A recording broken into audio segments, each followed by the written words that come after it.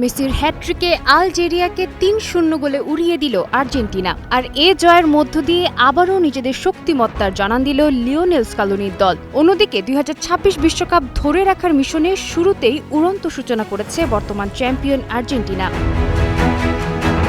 Group জের প্রথম ম্যাচে মাঠে নামার আগে ছিল তুমুল উত্তেজনা, আর ম্যাচ শুরু হতেই বর্তমান চ্যাম্পিয়নদের চেনা ছন্দ। শুরু থেকেই বলের দখল নিজেদের নিয়ন্ত্রণে রেখে আলজেরিয়ার ওপর একের পর এক আক্রমণ চালাতে থাকে আলবিসেলেস্তেরা।